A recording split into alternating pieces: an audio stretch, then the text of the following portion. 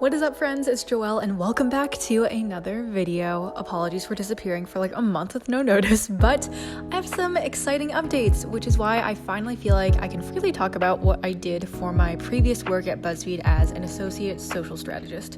So working in entertainment and media has been a dream of mine, and I get DMs from a lot of people who share that interest, so I wanted to break down a bit more what it's like working at BuzzFeed on the social team. However, before we get into that, I wanted to take some time to acknowledge how much my Asian American community has been hurting this past month and year in general. It has highlighted the deep-rooted racism that's existed in our country for honestly generations.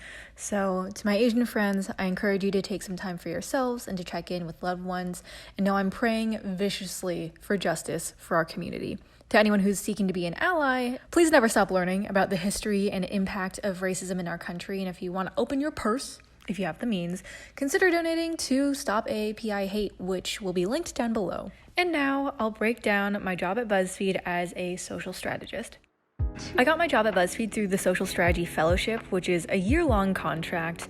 I worked on BuzzFeed Video, the Unsolved Network, and Cocoa Butter. Though I initially applied to work on YouTube strategy exclusively, we had a reorg after I started, so I worked across YouTube, Instagram, Twitter, and Facebook. Social strategist can mean a lot of different things at different companies, but for BuzzFeed, my daily tasks included scheduling out each piece of new or existing video content for each of these platforms to maximize viewership and effectively make us that sweet ad money.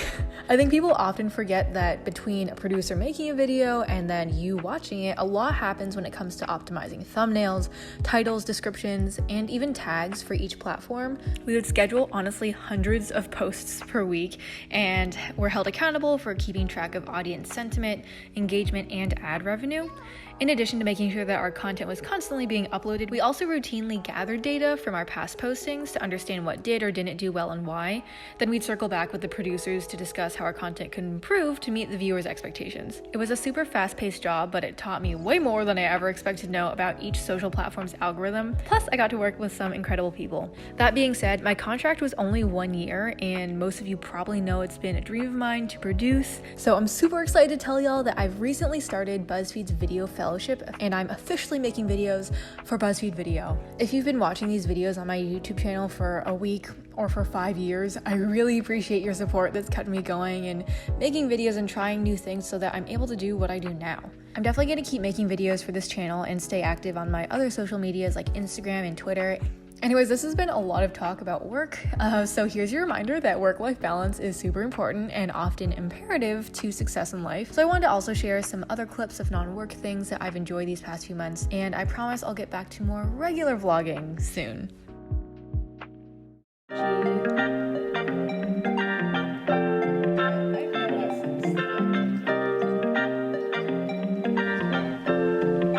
Abisu, a San Francisco staple. I ordered once this week.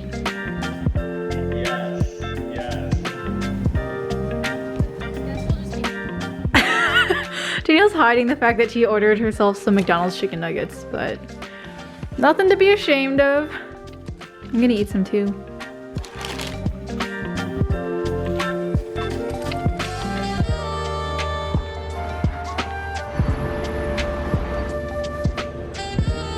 Kev, back again.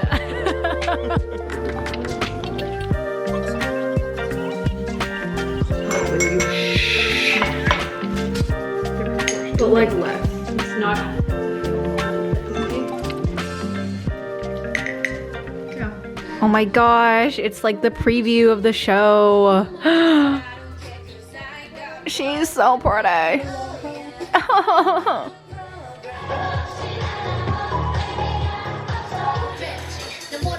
Yes, Lisa. Oh.